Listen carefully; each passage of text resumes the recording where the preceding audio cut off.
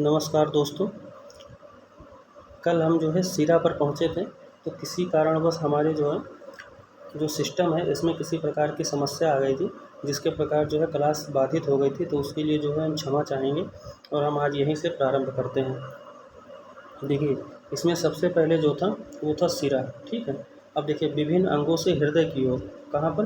हृदय की ओर रक्त ले जाने वाली रक्तवाहिनी को सिरा कहते हैं। मतलब हृदय की तरफ जो ब्लड लेके जाता है वो कौन होता है? सिरा होता है, या उसको वेन्स कहते हैं, ठीक है। अगला है पल्मोनरी सिरा, फेफड़ा यानी लंग्स के बाएं आलिंद में रक्त को पहुंचाता है, जो कि शुद्ध रक्त होता है। कौन सा रक्त होता है? शुद्ध रक्त होता है, ठीक है। इसके बाद में देख लेते हैं धमनी या आर्टरी, शरीर से, ठीक है, हृदय से शरीर के विभिन्न अंगों की ओर। कहाँ पर? हृदय से, यानी कि जो हमारा हृदय है, देखिए ये तो अंगों से हृदय की ओर ले जाता है, कौन? वेन्स। और जो आर्टरी है वो जो है हृदय से शरीर के विभिन्न अंगों की ओर रक्त ले जाने वाली रक्तवाहिनियाँ क्या कहलाती हैं? धमनी कहलाती है, ठीक है।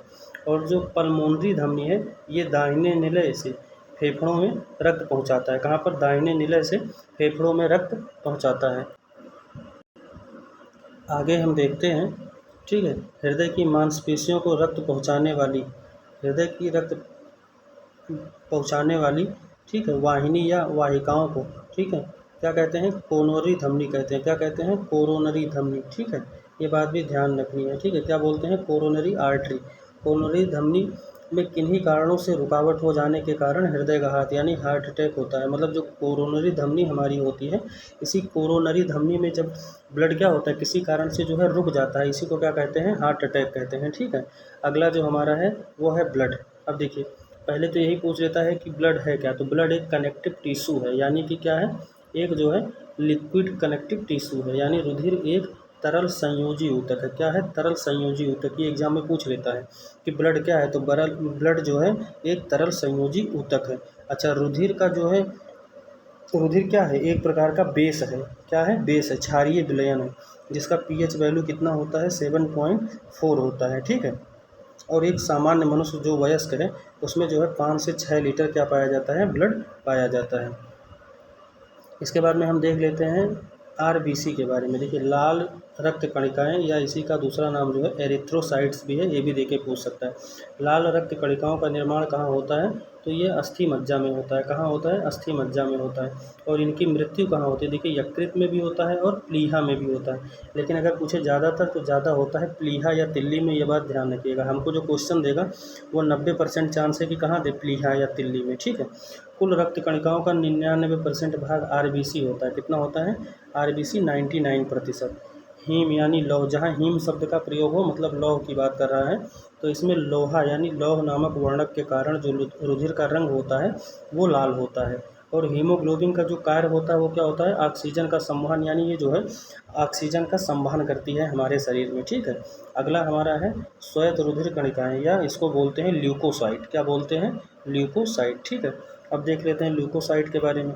देखिए, श्वेत रुधिर कणिकाएं या ल्यूकोसाइट जो होती हैं, इनका प्रमुख कार्य होता है शरीर में जो रोग वगैरह हैं उनसे सुरक्षा प्रदान करना। तो कुल मिला के इनको सुरक्षा प्रदान करने वाली भी कणिकाएं हम कह सकते हैं, ठीक है। सर्वाधिक सुरक्षा करने वाली डब्ल्यूबीसी में क्या होती है? लिम्फोसाइट। क्या होती है? लिम्फोसाइट, ठीक है। अगला तीसरा जो हमारा है वो है प्लेटलेट्स, ठीक है। प्लेटलेट्स का प्रमुख योगदान रुधिर का थक्का बनाने में होता है। क्या होता है? रुधिर का थक्का बनाने में, ठीक है। रुधिर प्लेटलेट्स केवल स्तनियों में रुधिर में पाई जाती है, मतलब ये केवल स्तनधारियों में ही पाई जाती है, ठीक है। इसके बाद में हम आगे देखें, ये एक चार्ट दिया हुआ है, एक तरफ रुधिर वर्ग दिया हुआ है कि रुधिर वर्ग जो ए होगा वो एंटीजन ए को जैसे अपना ब्लड दे सकता है, ठीक है। और ये सब दिया हुआ, ये चार्ट आप देख लीजिएगा। अब इसके बाद में हम देख लेते हैं, देखिए प्लाज्मा, ठीक है। क्या चीज़? प्लाज्मा। तो ये पूछ लेता है कि प्लाज्मा में कुल मात्रा जो रुधिर का 55%, ठीक है। प्लाज्मा में मात्रा कुल रुधिर का 55%, ठीक है, होता है। आगे देख लेते हैं, ग्लूकोज की मात्रा 80 से 120 मिलीग्राम प्रति डेसीलीटर रुधिर होता है। रुधिर, शरीर में रुधिर का निर्माण लाल अस्थि मज्जा, ठीक है। देखिए, इसमें होता है, किसमें होता है? लाल अस्थि मज्जा में, ठीक है। आवश्यकता से अधिक रुधिर का संचय या शरीर का, इसमें क्या होता है? आवश्यकता से अधिक रुधिर का संचय या शरीर का रुधिर बैंक प्लीहा या तिल्ली कहा जाता है। यानी कि जो रुधिर बैंक है वो क्या होता है?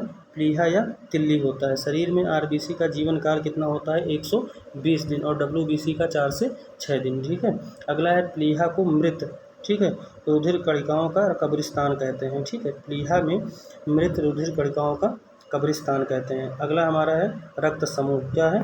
रक्त समूह। अब देखिए, रक्त समूह की खोज किसने की थी? लैंडस्टीनर ने की थी। ठीक है। इसमें क्या होता है? एंटीजन दो प्रकार के होते हैं, एंटीजन ए और एंटीजन बी। ये दोनों हमारा जो है स्मॉल लेटर से डिनोट होगा।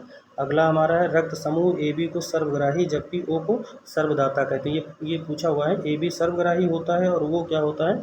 सर्वदाता होता है। जो स्टीनर और बीनर थे, इन्होंने रेसस नामक बंदर में RH फैक्टर की खोज की थी। किसकी? RH फैक्टर की। और अगर कभी पूछ ले ओ निगेटिव की खोज किसने की थी, तो वो बीनर ने की थी। किसने की थी? बीनर ने की थी। अगला हमारा आ जाता है किडनी। क्या आ जाता है? किडनी, या जिसको बोलते हैं ब्रिक। देखिए, ब्रिक जो है ये गहरे लाल रंग का, किसका? गहरे लाल रंग का, सेम की बीज के आकार का होता है। ठीक है। मनुष्य एवं अन्य स्तनधारियों में इसकी संख्या एक जोड़ी, कितनी? एक जोड़ी होती है।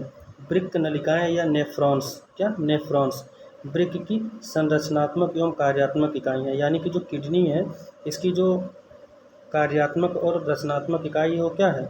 तो वो जो है नेफ्रॉन है। क्या है? नेफ्रॉन। ठीक है। किडनी की जो है अगर पूछ ली इकाई क्या है तो क्या है? नेफ्रॉन है। बस इतना आपको ध्यान रखना है। अच्छा, मूत्र में सामान्यतः 95% क्या होता है? तो जल होता है, और 2% अन्य लवण। ठीक है। आयन 2.6%। ठीक है। यूरिया 0.3%। क्रिएटिनिन, यूरिक अम्ल आदि होते हैं। अच्छा, मूत्र में उपस्थित यूरोक्रोम, कौन सा? यूरोक्रोम वर्णक के कारण मूत्र का रंग जो है हल्का पीला हो जाता है।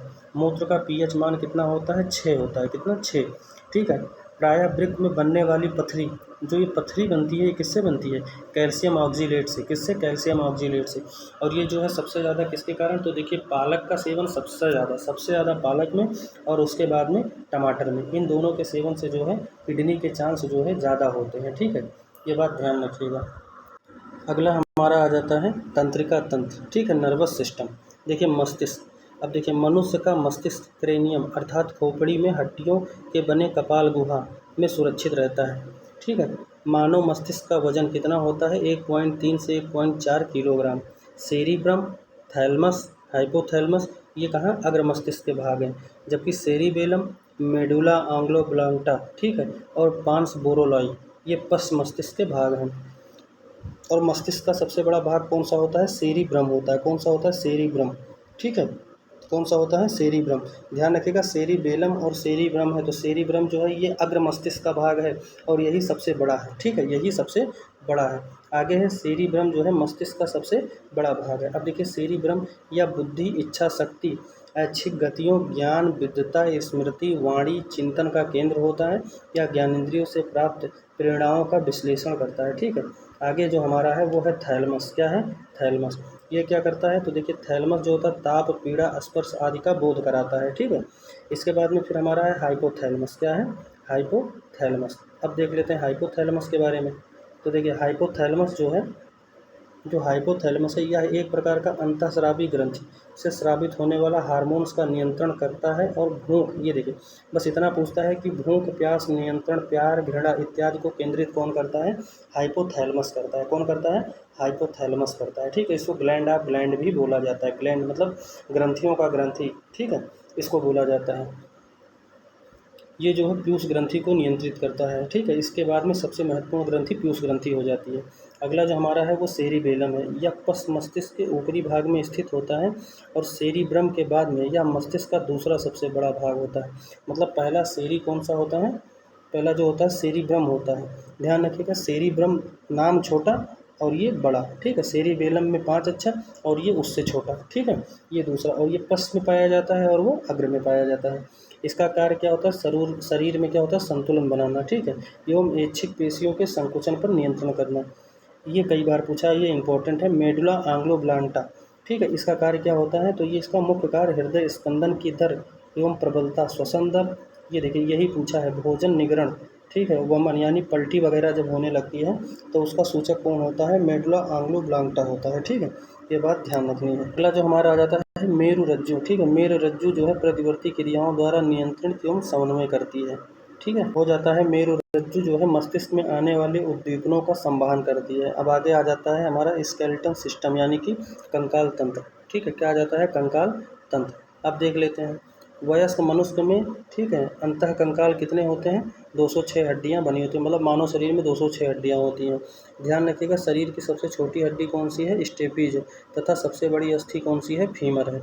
हमारे शरीर में 12 जोड़ी अर्थात 24 पसलियाँ यानी रिब्स पाई जाती हैं और यह हमारे वक्षीय यानी कटहरे, ठीक है, भाग पार्श्व भाग बनाती हैं। अगला हमारा है अंतःस्रावी ग्रंथि।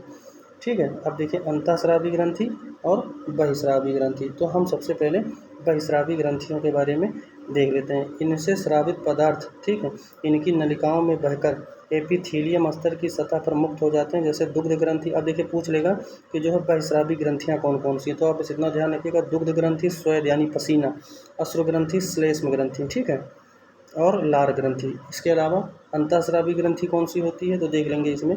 ठीक है, अंतःस्रावी ग्रंथि कौन कौन सी होती है, अब यहीं पर देख लीजिए, जैसे पीयूष ग्रंथि हो गई या इसी को प्यूटरेट ग्लैंड बोलते हैं, थायराइड ग्रंथि हो गई, पैराथायराइड हो गई, अजवृक हो गई, और एड्रेनल ग्लैंड हो गई, पीनियल ग्लैंड हो गई, थाइमस ग्रंथि हो गई। अब मिश्रित ग्रंथि कौन सी है, तो मैंने बताया मात्र एक ही, ये कौन सी है? पैंक्रियाज। ठीक है, कौन सी है? पैंक्रियाज। ये अंतःस्रावी और बाह्यस्रावी दोनों प्रकार की ग्रंथि कौन सी है? पैंक्रियाज है। ठीक है, या इसी को अग्नाशय बोलते हैं। ध्यान रखिएगा, प्रमुख अंतःस्रावी ग्रंथि एवं उनसे उत्पन्न होने वाले हार्मोन्स। अब देख लेते हैं सबसे पहले पीयूष ग्रंथि। यह कपाल की, ठीक है, रफेनाइट हड्डी में, ठीक है, फाइरियल, ठीक है, गड्ढे अर्थात रोला टर्सिका में सुरक्षित रहती है। बस आप इतना ध्यान रखिएगा कि इसको मास्टर ग्रंथि कहते हैं। ठीक है, इतना बात ध्यान रखिएगा, और ये कहाँ पर पाई जाती है, तो वो बात आपको ध्यान रखनी है। ठीक है,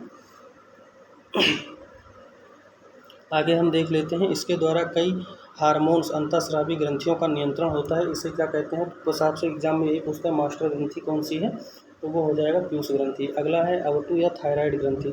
यह ग्रंथि जो है कहाँ पर पाई जाती है? गले और या श्वास नली या ट्रैकिया, ठीक है, यहाँ पर पाई जाती है। इसे जो है, ठीक है, ट्रेटा आइडोथायरेनिन या थायरक्सिन या ट्रायो, ठीक है, ट्रायोडोथायरेनिन हार्मोन से स्राव होता है। थायरॉक्सिन की कमी से जो है मिक्स मीडिया ये रोग हो जाता है। कौन सा? मिक्स मीडिया रोग हो जाता है। अब इसमें क्या होता है, देखिए, यह रोग वयस्कों में थायराइड की अल्पस्राव होता है। इससे उपापचयी दर अर्थात बीएमआर बहुत कम हो जाता है, अतः समय से पहले वृद्धावस्था के लक्षण दिखाई देने लगते हैं। दूसरा है जड़ मानवता। यह रोग भ्रूण में या शिशु अवस्था में थायराइड के अल्पस्रावन के कारण होता है। इसमें बच्चों का मानसिक एवं, इसमें देखिए बच्चों का क्या होता है, बच्चों का मानसिक एवं शारीरिक विकास अवरुद्ध हो जाता है और बच्चे बौने रह जाते हैं। किसमें? जड़ मानवता में। ठीक है, और मिक्स मीडिया में बस आपको इतना ध्यान रखना है कि समय से पहले क्या होता है, वृद्धावस्था के लक्षण आ जाते हैं। किससे? समय से पहले। ठीक है, तो जड़ मानवता में क्या हो जाता है, बच्चों का विकास नहीं होता, और मिक्स मीडिया में क्या होता है, समय से पहले वृद्धावस्था का दिखाई देना। ठीक है, उसके बाद में घेंघा या गलगंड रोग। ठीक है, थायराइड ग्रंथि की थायराइड ग्रंथि की बड़ी होकर फूलने से घेंघा रोग होता है, या भोजन में किसके? आयोडीन की कमी से। किसकी? तो पूछ लेता है घेंघा रोग किसकी कमी से होता है, या गलगंड रोग किसकी कमी से? आयोडीन की कमी से होता है। ठीक है, अगला है हाशीमाटो। ठीक है, हाशीमाटो रोग। यह रोग वृद्धावस्था, चोट, संक्रमण, शल्य चिकित्सा आदि के कारण थायराइड ग्रंथि के, ठीक है, थायराइड ग्रंथि के अत्यधिक अल्पस्रावन या क्षतिग्रस्त होने से बनता है। अगला हमारा है पराअवटु ग्रंथि। ठीक है, यह गले में थायराइड ग्रंथि के ठीक पीछे स्थित होता है और यह भ्रूण के एंडोडर्म में व्युत्पन्न ग्रंथि है। अगला हमारा है एड्रेनल ग्रंथि। यह मुख्यतः दो भागों में बटी होती है। ठीक है, एक होता है बाहरी अर्थात कार्टेकस और दूसरा होता है मेडुला। एड्रिनल ग्रंथि से स्रावित एड्रिनल हार्मोन्स, ठीक है, कौन सी? Adrenal hormones. अब पूछ लेता है कि किस हार्मोन्स को लड़ो और उड़ो, ठीक है, इस ग्रंथि के नाम से जानते हैं, तो किसको जानते हैं? एड्रिनल हार्मोन्स को। ठीक है, ये हार्मोन संकट के समय, ठीक है, ये हार्मोन शरीर में संकटावस्था का सामना करने हेतु उग्र विपत्ति प्रतिक्रियाएं करने हेतु रहता है। ठीक है, एड्रिनल या एपिनेफ्रिन के स्राव से हृदय गति में वृद्धि, शरीर में उत्तेजना आदि का अनुभव होता है। तो आप बस एड्रिनल ग्रंथि क्या है, तो जो है ये उत्तेजना वगैरह उत्पन्न करता है, और लड़ो और भूल जाओ या लड़ो और मारो ऐसे, ठीक है, इस नाम से जानते हैं। ठीक है, अगला हमारा है अगला हमारा है जो है जनन ग्रंथि, ठीक है। अब देखिए इसमें पहला हो जाता है अंडाशय या ओवरी, ठीक है। यह हार्मोन का स्राव, देखिए एस्ट्रोजन हार्मोन, नारी विकास। बस आप इतना ध्यान रखिएगा कि एस्ट्रोजन किस में पाया जाता है, तो यह जो है स्त्रियों में पाया जाता है, या मादा में, ठीक है। द्वितीयक लैंगिक लक्षणों के विकास में सहायक होता है। अगला जो हमारा है वो प्रोजेस्टेरॉन, यह जो है गर्भधारण के लिए आवश्यक लक्षणों के विकास को प्रेरित करता है। अब हमारा आ जाता है टेस्टिज, ठीक है। ये जो है वृषण, ठीक है। ये जो है देखिए इसमें क्या होता है, तो देखिए ये नर हार्मोन्स है, ठीक है। कौन सा होता है, एंड्रोजेंस, ठीक है। प्रमुख एंड्रोजेंस टेस्टोस्टेरोन, इससे पौरुष विकास में सहायक होते हैं। अब देखिए इसके बाद में पोषक तत्व, देखिए विटामिन, सबसे पहले हम किसको देखेंगे, विटामिन। विटामिन की खोज किसने की थी, फंक ने की थी, ठीक है। विटामिन क्या है, तो देखिए बस आपको इतना ध्यान रखना है, क्या है, जटिल कार्बनिक यौगिक है। क्या है, जटिल कार्बनिक यौगिक है। यह अब तक लगभग 20 प्रकार के विटामिन जो है ज्ञात हुए हैं, जिनकी श्रेणियाँ 2 हैं। एक कौन से हैं, एक है जल में घुलनशील, ठीक है। एक है जल में घुलनशील, कौन सा है, बी और सी। बाकी वसा में कौन सा है, ए डी ई के, कौन है, ए डी ई के, ये भी बात अब देख लेते हैं प्रमुख विटामिन, ठीक है, और उनसे होने वाले रोग और स्रोत। देखिए विटामिन ए, इसका रासायनिक नाम क्या है, तो रेटिनॉल है। इसकी कमी से कौन सा रोग होता है, रतौंधी होता है, जीरोथैल्मिया होता है, संक्रमण होता है, त्वचा की कोशिका में परिवर्तन होता है। गाजर इसका जो है सबसे प्रमुख स्रोत क्या है, यही ध्यान रखिएगा, गाजर। इसके बाद में हरी सब्जियां हो गई, दूध हो गया, मक्खन, अंडा, ये सब हो गया, ठीक है। दूसरा हमारा है विटामिन B1, इसका क्या है, थायमीन, बेरी, ठीक है, और वृद्धि का रुकना। अनाज है, फलियां हैं, सोयाबीन है, दूध है, आदि। अब विटामिन B2, ये है राइबोफ्लोविन, ठीक है। इसका क्या होता है, किलोसिस, ठीक है। कमी से क्या होता है, किलोसिस। पनीर, अंडे, ईस्ट, मांस, हरी पत्तियाँ। इसके बाद में क्या है, विटामिन B3, इसको क्या कहते हैं, नियासिन कहते हैं या निकोटीन कहते हैं, ठीक है। और इसकी कमी से पेलाग्रा रोग उत्पन्न होता है। ये ईस्ट, मांस, मछली, अंडे, दूध इत्यादि से, ठीक है। इसके बाद में फिर हमारा हो जाएगा जो है विटामिन B5, इससे चर्म रोग, ठीक है, वृद्धि कम होता है, बाल सफ़ेद हो जाता है। तो ये किससे दूर होता है, अंडा, दूध, मांस। फिर विटामिन B6 पायराडॉक्सिन, क्या, पायराडॉक्सिन, ठीक है।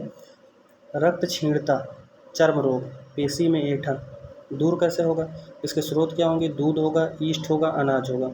विटामिन B7 बायोटिन, चर्म रोग, बालों का झड़ना। इसका सबसे उपयुक्त क्या है, मांस और गेहूं और अंडा, ठीक है। विटामिन B9, इसका क्या हो जाएगा, फोलिक अम्ल, रक्त क्षीणता और बुद्धि जो है कुंठित। हरी सब्जियां हो जाएंगी, फलियां हो जाएंगी, ईस्ट हो जाएगा। विटामिन B12 साइनोकोबालमिन, रक्त क्षीणता, ठीक है, तंत्रिका तंत्र में गड़बड़ियाँ, मांस, मछली, अंडा। अगला हमारा है विटामिन C एस्कॉर्बिक एसिड, ये जो है नींबू हो जाएगा, आंवला हो जाएगा, मतलब जितने भी खट्टे फल हैं वो हो जाएंगे। अब हमारा है विटामिन D, कौन सा है, विटामिन D। अब देखिए विटामिन D का क्या हो जाएगा, कैल्सीफेरॉल, ये सूखा रोग या रिकेटस, ऑस्टियोमलेशिया, ठीक है, ये रोग का नाम है। अब जो है मक्खन, मछली, ये सब इसके स्रोत हैं जिससे इसको दूर किया जाता है खा के, ठीक है। इसके अलावा जो है ये सूर्य का प्रकाश भी ध्यान रखिएगा। अगला है विटामिन E टेकोफेरॉल, ये जनन क्षमता में क्या कर देता है, कमी, यही क्वेश्चन बनता है। ये गेहूँ, ठीक है, तेल, मैंने गेहूँ इसलिए पहले नाम लिया क्योंकि गेहूँ सबसे ज़्यादा बार पूछा है, ये बात ध्यान रखिएगा। गेहूँ, तेल, अंडे की चर्बी, सोयाबीन। अब विटामिन के, ठीक है, नेप्थोक्विनोन, ये जो होता है चोट पर रक्त का थक्का नहीं जमता है। तो हरी सब्जियां, अंडा, सोयाबीन, आंत के बैक्टीरिया आदि जो है इसके स्रोत है, ठीक है। अब आगे हम देख लेते हैं, देखिए यहाँ पर दिया हुआ है सोयाबीन में प्रोटीन की सर्वाधिक मात्रा पाई जाती है, मूंगफली में प्रोटीन, वसा, शर्करा पाई जाती है, बाल केराटिन नामक प्रोटीन का बना होता है, ठीक है। दूध में केसीन नामक प्रोटीन उपस्थित होता है, जिसके कारण इसका रंग कैसा होता है, सफ़ेद होता है। गाय में जो दूध का हल्का पीलापन होता है वो कैरोटीन के कारण होता है, ठीक है। दुग्ध प्रोटीन को पचाने के लिए रेनिन एंजाइम, कौन सा, रेनिन एंजाइम, ठीक है, काम करता है। सामान्यतः क्रियाशील महिला के लिए प्रोटीन की उपयुक्त दैनिक कितनी मात्रा में होना चाहिए, 45 से 46 ग्राम। कितनी होनी चाहिए, 45 से 46 ग्राम। आगे जो हमारा हो जाएगा वो हो जाएगा कि दूध पिलाने वाली माँ को प्रतिदिन 65 से 70 ग्राम प्रोटीन की आवश्यकता होती है। मानव शरीर में 50 से 75% ऊर्जा का पूर्ति कौन करता है, कार्बोहाइड्रेट करता है, ठीक है। इसके बाद में आगे देख लेते हैं कि गेहूँ, चावल, मक्का, बाजरा, आलू, शकरकंद आदि में कार्बोहाइड्रेट जो है बहुत अत्यधिक मात्रा में पाया जाता है। इसके बाद फैट। अब यही पूछ लेता है कि वसा क्या है, तो ये ध्यान रखिएगा, असंतृप्त वसा वनस्पति, ठीक है, और मछली से प्राप्त होती है, ठीक है, वसा। अब देखिए, संतृप्त वसा ताड़ और नारियल से प्राप्त होता है। असंतृप्त वसा जो है वनस्पति और मछली से प्राप्त होता है, जबकि संतृप्त वसा ताड़ और नारियल से। एक वयस्क व्यक्ति को लगभग 20 से 30% ऊर्जा वसा में प्राप्त होती है। अब हमारा है न्यूक्लिक, क्या है, न्यूक्लिक अम्ल के कार्य। देखिए, न्यूक्लिक अम्ल के कार्य क्या होते हैं? क्रोमैटिन धागे का निर्माण करना, ठीक है, प्रोटीन संश्लेषण एवं नियंत्रण करना, आनुवांशिक गुणों को पीढ़ी दर पीढ़ी संवहन करना। अब आता है वाटर। हमारे शरीर का भार लगभग जितना है उससे 60 से 70% भाग क्या है? जल है, ठीक। अब देखिए, कुछ प्रमुख रोग हैं और उनके जो है जीवाणु। देखिए, टिटेनस। टिटेनस का क्या है? क्लोस्ट्रीडियम टिटेनेसी। इससे क्या प्रभावित होता है? तंत्रिका तंत्र। टाइफाइड से क्या होता है? रालमोना टाइफी जो है इसका जीवाणु है और इससे आंत प्रभावित होता है। हैजा का क्या है? विब्रियो कालेरी, और इससे क्या प्रभावित होता है? आंत। निमोनिया क्या है? इसका है डिप्लोकोकारा निमोनिया, स्ट्रेप्टोकोकारा निमोनिया। इससे क्या प्रभावित होता है? फेफड़ा। क्षय रोग से माइकोबैक्टीरियम ट्यूबरक्लोसिस, इससे फेफड़ा और हड्डी। प्लेग से यार्सीनिया पेस्टिस या पास्चुरेला पेस्टिस, फेफड़ा दोनों पैर के बीच, ठीक है। इसके बाद गोनोरिया, तो इससे नाइसेरिया गोनोरिया मूत्र मार्ग प्रभावित होता है। डिप्थीरिया, ठीक है, ये क्या है? कोरोबैक्टीरियम डिप्थीरी, इससे श्वास नली प्रभावित होती है। इसके बाद में हमारा हो जाएगा जो है काली खांसी, ठीक है, इससे होगा बार्डेटेल्ला, ठीक है, परट्यूसिस, इससे श्वसन तंत्र प्रभावित होता है। पूर्ण माइक्रोबैक्टीरियम लेप्री, तंत्रिका तंत्र प्रभावित होता है। और सिफिलिस, ठीक है, ये हो गया ट्रैपोनोमा, ठीक है, पैरिडम, इससे जननांग प्रभावित होता है। और ये सब कैसे रोग थे? तो देखिए, ये सब जीवाणु यानी बैक्टीरिया जनित रोग थे। कैसे थे? जीवाणु जनित या बैक्टीरिया रोग थे, ठीक है, जीवाणु जनित या बैक्टीरिया रोग थे, ये बात ध्यान रखनी है। अब इसके बाद देख लेते हैं विषाणुओं से होने वाले रोग। किससे? विषाणु से। देखिए, एड्स, इसका वाहक क्या है? HIV, और क्या प्रभावित होता है? प्रतिरक्षा तंत्र। पोलियो, ठीक है, जोनास सॉल्क ने इसकी खोज की थी। पोलियो विषाणु क्या? गला ऋण तंत्रिका तंत्र। इन्फ्लुएंजा, मिक्सो वायरस, कौन सा? मिक्सो, क्या प्रभावित होता है? श्वसन मार्ग। चेचक, बैरियोला विषाणु, संपूर्ण त्वचा, ठीक है। चिकन पॉक्स, ठीक है, ये विषाणु से होने वाले हैं यानी वायरस से, ठीक है। इससे जो है बैरिसेला विषाणु, संपूर्ण त्वचा। खसरा, पैरामिक्सो विषाणु, संपूर्ण त्वचा। रेबीज, ये याद रखिएगा, ये इंपॉर्टेंट है, मैं यहाँ लिख दे रहा हूँ, ठीक है, ये इंपॉर्टेंट है। रेबीज वाला रैप्डो, ठीक है, रैप्डो विषाणु, तंत्रिका तंत्र। हर्पीज, तो हर्पीज विषाणु है और त्वचा, ठीक है। इसके बाद में हमारा आ जाता है डिप्थीरिया, ठीक है, इससे क्या होता है? तो इससे हेपेटेरिया बी विषाणु, इससे यकृत प्रभावित होता है, ठीक है, यानी हेपेटाइटिस बी आप कह सकते हैं। क्या? हेपेटाइटिस बी है जो है, हेपेटाइटिस बी। इस हेपेटाइटिस बी से, हेपेटाइटिस बी,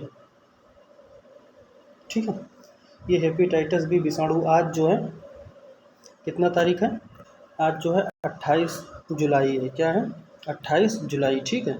और 28 जुलाई को ही क्या मनाया जाता है? हेपेटाइटिस दिवस मनाया जाता है। क्या मनाया जाता है? हेपेटाइटिस दिवस मनाया जाता है। कब? 28 जुलाई को, ठीक है। अब देखिए, एड्स का फुल फॉर्म पूछ लेता है, एक्वायर्ड इम्यूनो डिफिशियंसी सिंड्रोम, ठीक है। इसके बाद में हम लोग देख लेते हैं ग्लूकोमा व ट्रैकोमा, ये दोनों किसकी बीमारी है? तो ये आँखों की बीमारी है, ठीक है। इसके बाद में कीमियोथेरेपी का उपयोग जो है वो कैंसर, ठीक है, इसके इलाज के लिए किया जाता है। सार्स का पूरा नाम क्या है? सीवियर एक्यूट, ठीक है। उसके बाद में रेस्पिरेटरी सिंड्रोम, ये बात ध्यान रखिएगा, पूछा हुआ है।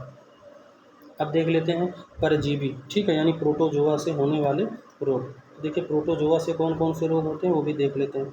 देखिए, मलेरिया, प्लाज्मोडियम, ठीक है, आरबीसी और प्लीहा जो है प्रभावित होती है। पायरिया जो होता है एंटी अमीबा, ठीक है। जिजेबेली, जिससे मसूड़ा प्रभावित होता है, ब्लड वगैरह आने लगता है, मुंह बदबू करता है। निद्रा रोग, ठीक है, ये निद्रा रोग वाला और ये मलेरिया वाला ये पूछा हुआ है। तो ये देखिए, ट्रेपनोसोमा ग्रैम्बियस, मस्तिष्क इससे प्रभावित हो जाता है। अगला है अमीबियस यानी पेचिस, ये एंटी अमीबा हिस्टोलिटिका, ठीक है, इससे आंत प्रभावित होता है। इसके बाद में काला अजार, ठीक है, लिस्मैनिया डोनोवानी, अस्थि मज्जा प्रभावित होता है यानी बोन मैरो, ठीक है। इसके बाद में डायरिया, डायरिया जो है ये गियार्डिया, ठीक है। उसके बाद में इंटेस्टेंसल्स, इससे छोटी आँत प्रभावित होती है। कौन सी? छोटी आँत। छोटी आँत में हमारा भोजन वगैरह क्या होता है? पचता है, और बड़ी आँत से जल वगैरह। ठीक है।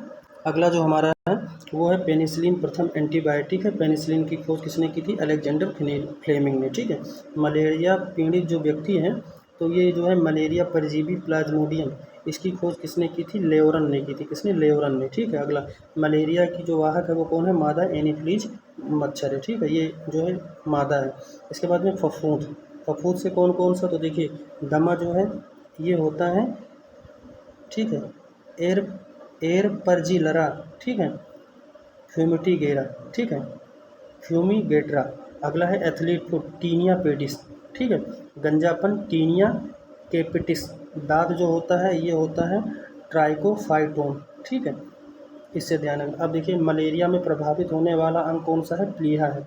मलेरिया के उपचार हेतु क्या होता है? क्लोरोक्विन, या इसके अलावा जो है एक हम सुने कुनैन, ये भी जो है मलेरिया के उपचार में सिंकोना की छाल से प्राप्त होता है, बहुत ज़रूरी है।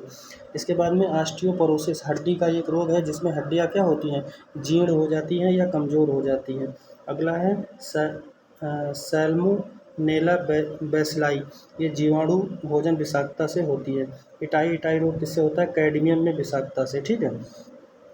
इसके बाद में है फेनिलकीटोन्यूरिया, यह एक वंशानुगत रोग है। कैसा रोग है? वंशानुगत रोग है। ठीक है। और ये मनुष्य के मस्तिष्क को क्या करता है? क्षतिग्रस्त कर देता है, यानी नुकसान पहुंचाता है। इसके बाद में फिर हम देख लेते हैं बीसीजी का टीका जो है ये तपेदिक के बचाव के लिए किया जाता है। कौन सा? बीसीजी का। ब्लू बेबी सिंड्रोम, या बच्चों को प्रभावित करता है। ठीक है, किसको प्रभावित करता है? बच्चों को। और ये जल में किसकी मात्रा अधिक हो जाती है? तो जल में नाइट्रेट की मात्रा जो है 10 ppm से अधिक हो जाती है। पोटेशियम की कमी से निम्न रक्तचाप की बीमारी हो जाती है। ठीक है। आगे हमारा है दिल का दौरा पड़ने से आधा घंटा पहले गोल्डन आवर के नाम से जाना जाता है। ठीक है। जो दिल का दौरा पड़ता है, तो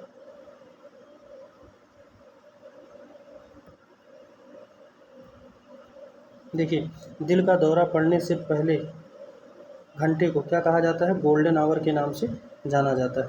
अब आगे हम देख लेते हैं ट्यूमर।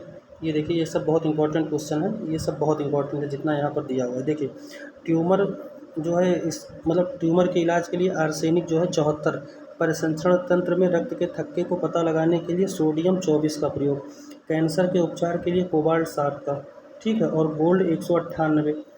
उसके अलावा जो है आयोडीन 131 जो है ये थायराइड से संबंधित है। ठीक है। इसके बाद में जीवाश्मों के जो है पता लगाने के लिए कार्बन 14 का।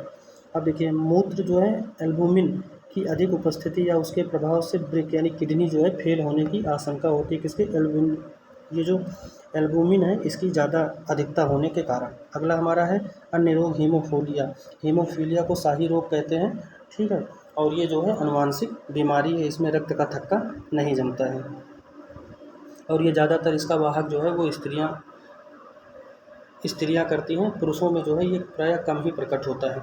मिनीमाटा रोग। कौन सा? मिनीमाटा रोग। मिनीमाटा तंत्रिका तंत्र से संबंधित रोग है, और इसमें जो है पारे की मात्रा अधिक हो जाती है। ठीक है।